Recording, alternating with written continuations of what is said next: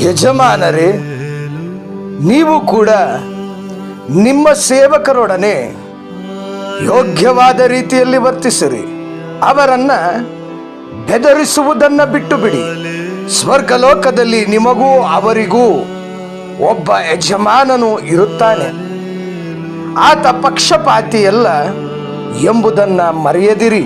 ಪೌಲನು ಎಫೆಸದವರಿಗೆ ಬರೆದಂತಹ ಪತ್ರಿಕೆ 6ನೇ ಅಧ್ಯಾಯ 9ನೇ ವಾಕ್ಯ, ದೇವರ ಪರಿಶುದ್ಧ ವಾಕ್ಯ.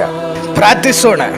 ಪ್ರಿಯ ಕರ್ತನೇ, ನಮ್ಮ ಕೆಲಸದ ಸ್ಥಳಗಳಲ್ಲಿ ನಮ್ಮ ಜೊತೆಗೆ ಕೆಲಸ ಮಾಡುವಂತಹ ಕಾರ್ಮಿಕರನ್ನು, ಸಹೋದ್ಯೋಗಿಗಳನ್ನು ಎಷ್ಟೋ ಬಾರಿ ನಾವು ಹೀನಾಯವಾಗಿ ಅವರೊಡನೆ ವರ್ತಿಸಿದ್ದೇವೆ.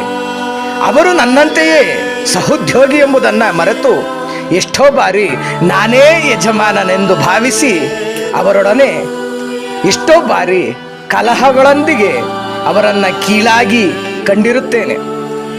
ಪ್ರಿಯ ಯೇಸುವೆ, ಮತ್ತಾಯನು ಬರೆದಂಥ ಶುಭ ಸಂದೇಶ 7ನೇ ಅಧ್ಯಾಯ 3ನೇ ವಾಕ್ಯದಲ್ಲಿ ನೀವು ನುಡಿದಿದ್ದೀರಿ, ನಿನ್ನ ಕಣ್ಣಿನಲ್ಲಿರುವ ದಿಮಿಯನ್ನು ನೋಡದೆ ಸಹೋದರನ ಕಣ್ಣಿನಲ್ಲಿರುವ ಅಣುವನ್ನು ನೀನು ಗಮನಿಸುವುದೇಕೆ ಎಂದು ನುಡಿದಿದ್ದೀರಿ. ನಾವು ಇತರರ ಬಗ್ಗೆ ತೀರ್ಪು ಕೊಡುವುದಕ್ಕಿಂತ ಮೊದಲು ನಾನು ನನ್ನನ್ನು ಪರಿಶೋಧಿಸಿಕೊಂಡು ನನ್ನ ನ್ಯೂನ್ಯತೆಗಳನ್ನು ಸರಿಪಡಿಸಿಕೊಳ್ಳುವಂತಹ ಕೃಪಾವರವನ್ನು ದಯಪಾಲಿಸಿ ಎಂಬುದಾಗಿ ಮೃತರಿಗೂ ಜೀವಂತರಿಗೂ ನ್ಯಾಯವನ್ನು ಕೊಡಲು ಬರುವಂಥ ನಜರೇತಿನ ಯೇಸು ಸ್ವಾಮಿಯ ಮುದ್ದಾದ ನಾಮದಲ್ಲಿ ಪ್ರಾರ್ಥಿಸಿದ್ದೇನೆ. ಆಮೆನ್.